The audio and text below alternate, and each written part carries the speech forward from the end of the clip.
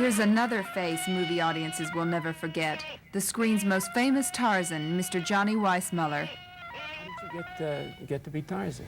I made a test. I wanted to see Clark Gable at the Metro-Goldwyn-Mayer, and they wouldn't let me in. So some kid came along and says, hey, they got 75 guys on the back lot there making a test for Tarzan. Go back and make a test, and they let you in the studio. So I went back and made the test, and the guy says, can you run? I said, sure, I can run. He says, can you climb that tree? I says, yeah, sure. And then, can you swing on that line? Yeah, I won that in the YMCA, swinging on the rings one time, you know. So I'm not about to let go of a line 40 feet up in the air, am I? So I got to get on the studio, and I met Clark Gable, and I knew Greta Garbo, and so. And I was ready to go home, and they called me over, and they says, a week later, and they said, you got the job as Tarzan. That's incredible. And I went in the office, and he said, what's your name? I said, Johnny Weismuller. He says, well, we're going to have to change that. I said, what are you talking about? And it won't go on the marquee. I said, what's a marquee? So he said, no, you're not going to change my name. And one man next to him said, you know who that guy is? He's got all the world's records in swimming. He said, well, that's wonderful. Let him have his name and put some swimming in the picture.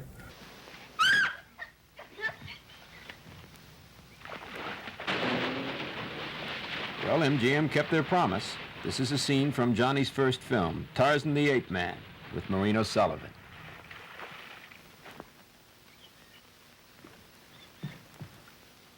Well, it's great to see you, and I hope that that hip heals, and we'll see you swinging from another tree pretty soon. I'll be all right. It's good to see you. Thank you very much.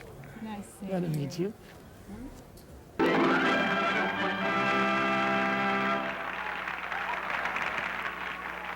Well, if it isn't Ethel Barrymore. All I do is dream of you the whole night through. When Debbie Reynolds appeared in Singin' in the Rain with Gene Kelly, she became, as Hollywood is fond of saying, an overnight sensation.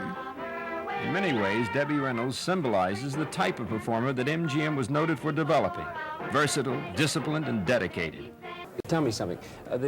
Tonight, seeing that film must have been quite an experience for you. Well, you see, it isn't for me necessarily. It's for really all of us. What it stood for? I think what it is, George, when I was a young girl, I went to matinees Saturday. I loved films, and I still love some films. I think that we've lost the romance that we used to have, all that corny nostalgia that people laugh about. That's really my thing. I love that. All the kissing, I fall over. I say, oh, he kissed her. And today they shake hands and they're right in the hay, you know. Right. And there's no romance left. And I disagree with that, you know, and I'm allergic to hay, so I can't do that. So, but I love all that corny stuff because life itself, for a lot of people, and I'll include some of us or most of us at moments have hard times. Well, hard times, of course, make you appreciate the better times, so that's all right. To have unhappiness makes you appreciate the happy times, so that's all right to go through that. But the most joyful moment can be when you really can get so lost in a picture. Escape. Where it's an escape, but it's really more of a dream. An escape is really, in reality, an impossible thing. But a dream is something that you enjoy so much, because I dream in color, George. Do you dream in color? Well, from time to time. Lately, I'm dreaming in this color. As long as you're with her. So, I like to dream in color because, well, I do dream in color. I never dreamt in black and white, and I think that's my life. I've never had a black and white life. I have a very colorful life, and the reason is my business. And I'm lucky to be in show business. I love everything about show business.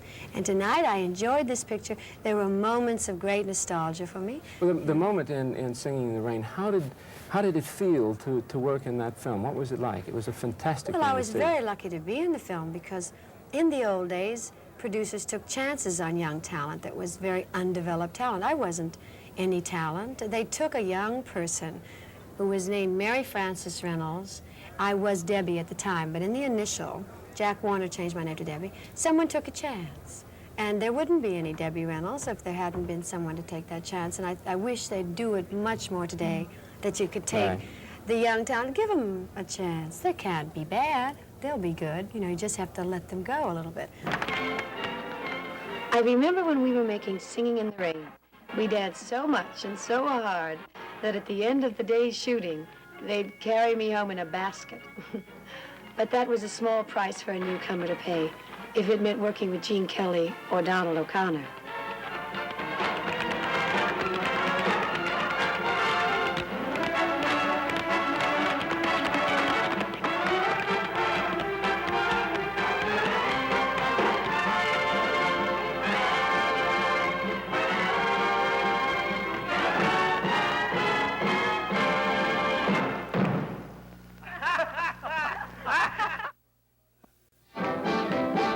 That's Entertainment. Fred Astaire tells us about Gene Kelly.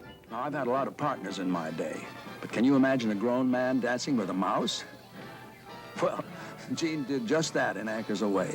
His dancing partner was Jerry the Mouse, of Tom and Jerry fame. The critics said it was the most effective use of live and animation technique ever put on film. And I certainly agree.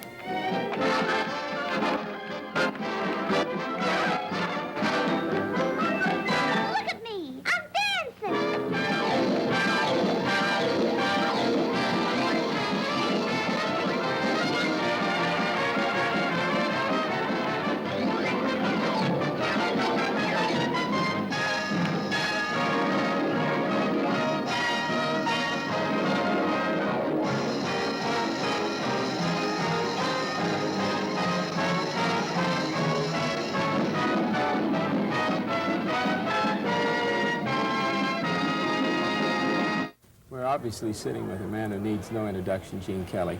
How did it feel tonight to see your life's work passed in front of your eyes? Well, it was some of my life's work, and some of it was enjoyable, but I must say that some of it made me quite wistful, because I was looking at other people who I'd worked with for many years, Fred Astaire and Judy Garland, and people that I don't have the opportunity to work with anymore. And it was a strange mixture of a performer enjoying the audience, liking the film, and at the same time being a bit sad about times gone by. Alana was asking me a question earlier about your stunts. Well, there was a section of That's Entertainment that was devoted to all the marvelous stunts you did in so many of the films. Now, I want to know, how did they let you get away with doing these? I was a little nutty in those days, but also if you're a dancer, you move in a certain way, and I would have loved to have stuntmen do a lot of those things. As a matter of fact, I never did any of the horseback riding. The stuntmen did that because I could never handle a horse very well. When I had to and I did the dialogue, I'd do it, but I was scared to death all the time.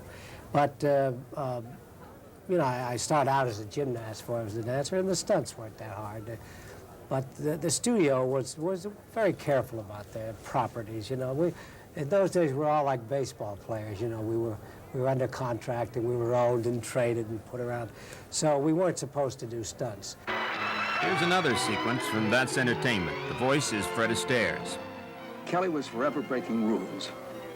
Though the studio often tried to stop him, Gene insisted on doing his own stunts. His bosses always seemed to find out about it after the scene had been shot.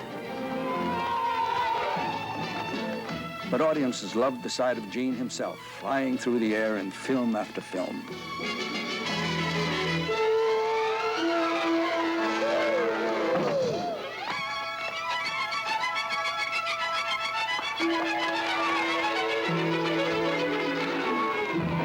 But you'll probably be doing a lot more of those dangerous stunts. I hope you don't get hurt, Gene. I hope not. Good to see you. Thank you. Pleasure. Thank you very Alana. much. It's nice talking to you. So nice to see you.